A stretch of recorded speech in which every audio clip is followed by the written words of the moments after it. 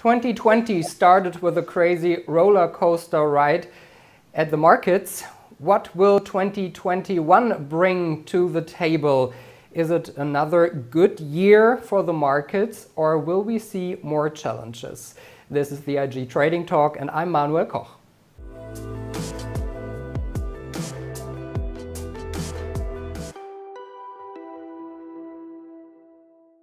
And joining me now are Salah-Eddine Bouhmidi, he's the head of markets at IG, and the legendary Einstein of Wall Street, Peter Tuchman, over 35 years on the floor of the New York Stock Exchange, and he is actually today on the floor of the New York Stock Exchange. Guys, so good to see you. Thank you so much. Peter, I already said 2020 was a roller coaster year, crazy year, of course, because of Corona. What do you think about 2021? Will the markets be successful? What can investors do? So first of all, I just wanted to say it's such a pleasure for me to be able to do live from the floor of the New York Stock Exchange. And I really want to pass on a message of hope going forward for everyone who's struggling for the virus, for the economy and the markets for sure. All that being said, I think we saw that 2020 was one of the most challenging years in history, economically, health-wise, with the virus, and with the markets for sure. Right? We saw volatility that was unmatched for sure. We saw sectors of stocks going up and down while we watched the reopening story, closing story, vaccine story, as we spoke over the last number of weeks, volatility, virus, and vaccine. So let's look towards 2021. Here in the United States, I think we've got challenges. You know, we are seeing markets trade at record highs, which is incredible no matter what. You know, we've got a stimulus package on the table that we are hoping that will pass, although it's running into some obstacles once again. So 2021, we have a new administration coming into the United States, one that is hopefully, along with the vaccine, will get the consumer in a state of health and well-being, number one. Yet we do see incredible challenges globally. The United States is at record highs in the virus. This is not going away, right? We've seen the holidays pass before us, and that's causing a spike, I guess, worldwide. We're seeing a mutation coming out of England. So, you know, our president gave a speech last week saying that the darkest days were still ahead of us, and I think that's something we need to talk about, how all this relates to the market. It's curious, you know, we have sort of tossed around the idea, the three of us, over the last year of how is it possible with an incredibly challenging global economic situation that the markets are still trading in their highs. And Salah has often said that the market is a forward-looking entity, so that we are pricing in the reopening and the level of normalcy. And I believe when that happens, I don't know when it will, but when it does, I think this market is just going to go so much higher. It's incredible. Can you imagine once we get a handle on the virus and the vaccine, and people are able to travel, right? You know, we have to realize we've all worldwide, right? As I've said before, there's not a soul on earth who has not had their life incredibly affected from isolation, from disease, from death over the last year. So once we're able to get a handle on this, people are able to get on planes again and go to the movies again and go to restaurants, hospitality industry, the gaming industry, travel. I mean, you know, and markets at record highs now. This market is going to go through the roof. So that's the exciting part of it. Before that happens, I think we may have a challenging 6 months. Peter, this hope, I share it with you definitely, but I have also some negative aspects that I see. COVID mutation, we are heading from lockdown to lockdown. A lot of small, medium enterprises, they're going to be shut down forever. They will not come back and go to the cinema, fly around, having some vacation, what we think. So even if we will have a stimulus package, I don't know who will help all these people that have been working as hell every day, every year, working, doing everything. And then this year comes up and nobody is supporting them, or they need to shut down their companies or their enterprises. They're going to be unemployed. They can't pay their rents. So this is something, if the clouds go out in 2021, and even if we have vaccines, we have stimulus packages, markets are going higher, what will happen with our realities in the reality? And I'm concerning about some social conflicts maybe. What can happen in 2021 besides only of S&P 500, Dow Jones, and Nasdaq 100? I'm glad you brought that up because that's deeply, deeply one of my biggest concerns.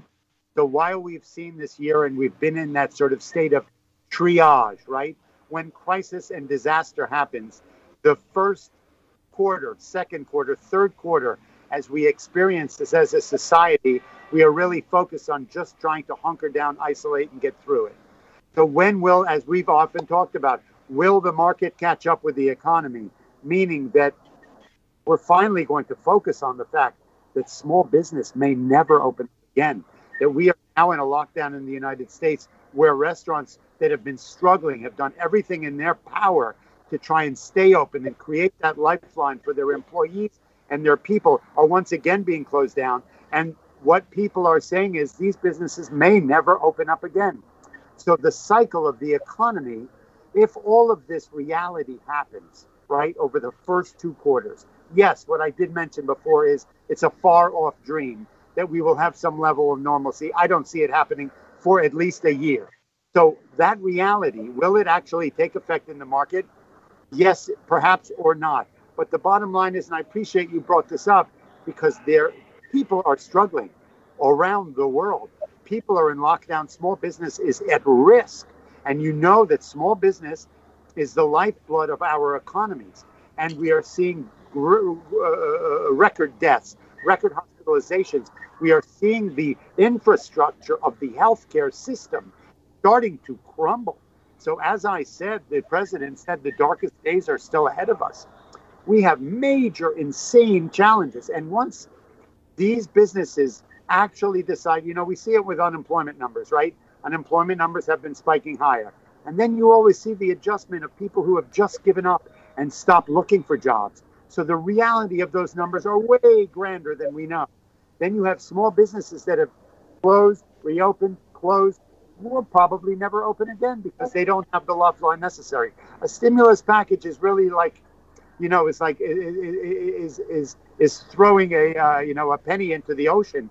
Really, these people have been without any money for months and months. Businesses have had no lifeline, and they're re-shutting down. Does a $600 check, a $2,000 check, one time with a few extended unemployment checks going further, going to make all the difference? Absolutely not. Are people are eating away at their savings? For sure. Are there no jobs for them to go back to? Absolutely. So this is really going to start eating away at the structure of our economies. And that is a major problem, right? Markets will do what they're going to do. They're forward thinking. That's like throwing gasoline on a fire. We've seen the markets have completely bifurcated from the reality that we are all living. We're in lockdown, isolation, record deaths, yet the markets are going higher and higher and higher. That's the reality of it. But I don't think we've seen the deep implications of what a broken economy and a broken society and a broken healthcare system and deaths all over the place is going to wreak on the world. And I agree with you. I think there'll be social strife for sure. Do you think taxes will come into discussion again, increase of taxation for corporate taxes or income taxes? You know what? My gut is, look, historically, the Democratic Party have been people who raise taxes. The Republicans are ones that lower it. We've seen more regulation under the Democratic administrations and less under the Republican. My gut is that you have to realize we have a new administration coming into power on January 20th. We don't even know what the next 20 days are going to look like, as we see Mr. Trump is sort of really shaking the tree quite a bit. But it's not going to be enough to really do what it needs to do. I don't think Mr. Biden has a challenge ahead of him that is unmatched, right? Let's go back to World War I, World War II. We've seen crisis, we've seen histories, we've seen suffering like we're seeing now at different stages, not us, but our ancestors, right? And the bottom line is, I don't think Mr. Biden is going to he's got really one shot at making this right. So I don't think that he's going to do anything to disrupt any recovery that we can sink our teeth into. So, you know what? Look, we've also got a question we won't know till January 5th about the state of the Senate, right? If the Senate goes Democratic, you may have more erring on raising taxes a year and change down the road, because that's normally the Democratic posture. But we still don't know that yet. If the Republicans take control of the Senate, we surely won't have any raising of taxes. So, but I don't think that Mr. Biden is going to do anything, right, except focus on getting us healthy, focus on recovery, focus on a lifeline for small business, right, and not worry about taxes. That tax raise, it's more be like a tax adjustment if that's going to be the case. But I don't believe he will do anything in the near future to disrupt any recovery that we can hope for. Hearing you talking about the politics and markets, what are the opportunities for next year? Which sectors are interesting? Are still like the tech sectors or vaccine producers? Or what do you think? Where are the opportunities for investors?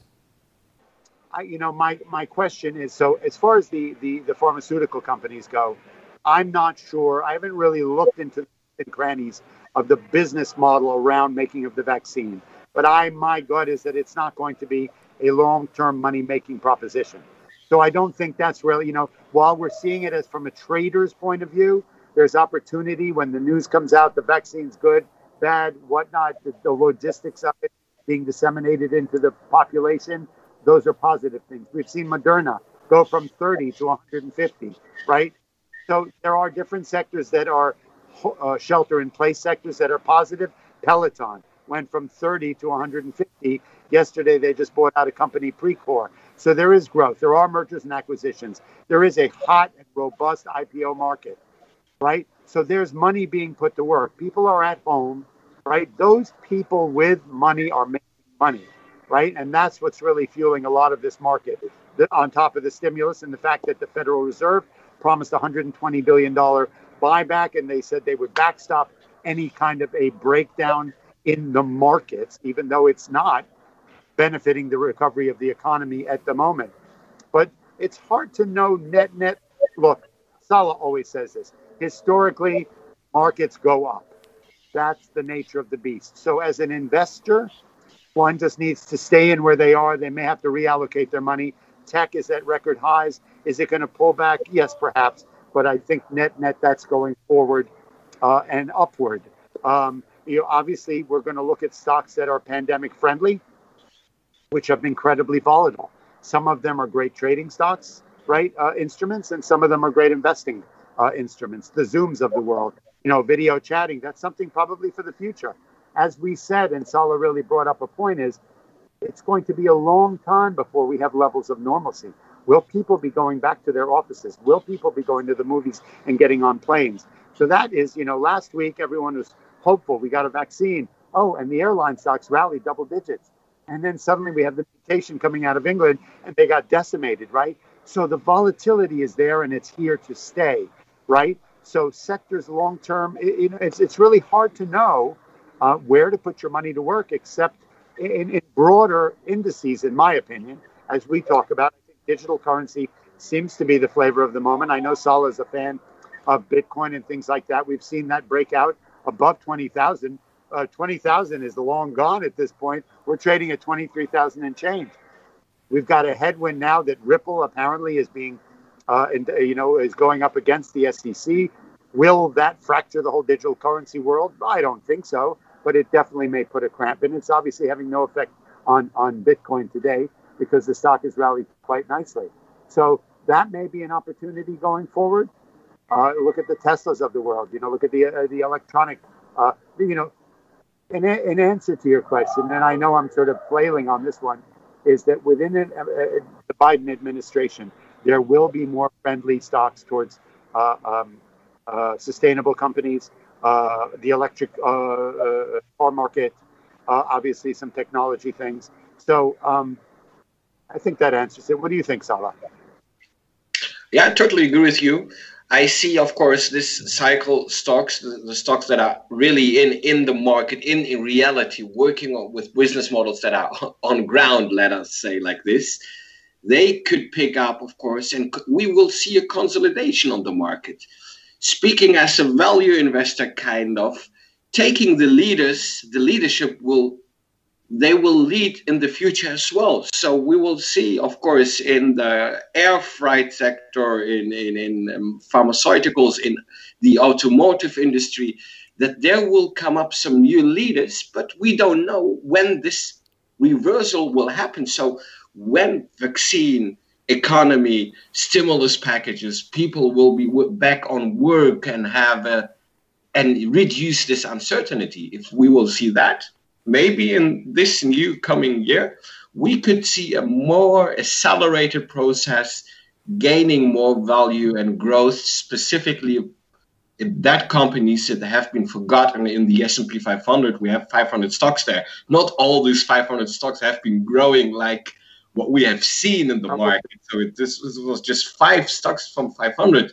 What will happen with these other 459 stocks? Yeah, we have so many possibilities over there, but we need to have the time. Timing was never the best friend of a trader. So you don't need to be the best timer. You need to be good in risk and money management and to set your story and strategy into a real game. I agree with you. I think it's really going to be the curation of one's portfolio will be a real microcosm, right? It's not, yes. If you're a young person and you're an investor and you're looking 20 years down the road, the markets will go up. That's just the nature, the way they do. But I would think as a hands-on, high wealth investor in this market coming into 2021, you're going to need to be nimble and freestyle. I recently spoke to an interesting hedge fund who talked to me about what they did in March. And there were people who suddenly were caught off guard by the huge sell-off.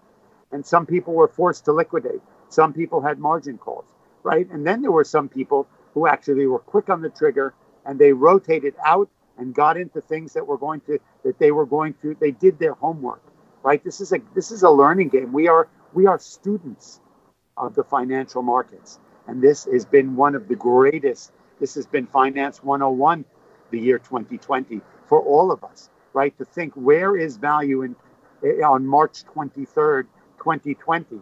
Where do you want to be? Are you willing to just take your nuts and go home for a while? And it may take years for your investment to get back to even. We saw that happen in 07, 08. There were people who did not sell. There were people who did not rotate out. And it took them many, many years to get back to even, right? Mr. Kramer always even wrote a book about that, back to even. And then there were some who were nimble and they flipped out of things. They said, okay, I'm going to get out here and I'm going to get into the e-commerce and I'm getting into the video chatting and I'm going to get into the PayPals, right? And I'm getting into the Pelotons and I'm going to get into the Wayfairs and whatnot, right? And they were able to produce for their clients double-digit gains in 2020. So I think every day is fascinating here. That's why I'm so excited to be back on the floor.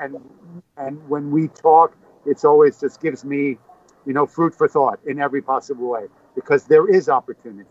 But that opportunity is changing on a daily basis as this story evolves. And we're not closing. Look, we closed the book on 2020. We reopened it on 2021. 2020 is still right in our rearview mirror, right? All of the challenges are still right behind us. So I don't think anything's going to change from that point of view. We have to be hands-on. We have to really focus. We need to be nimble, right? We need to do our homework. We need to learn how to trade these markets.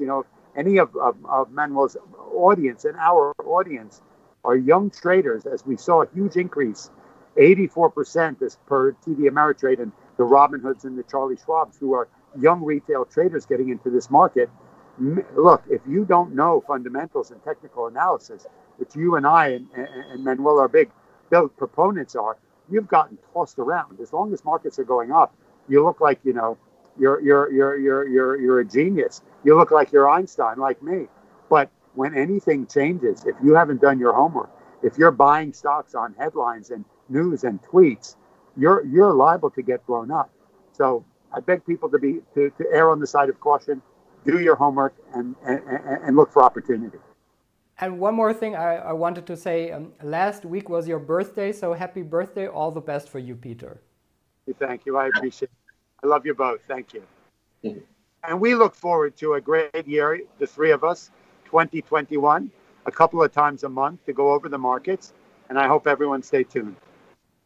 Yeah, and the next year is the year of education for everybody who wants to launch in trading, improve his trading skills, getting involved with the markets. You are absolutely welcome with us.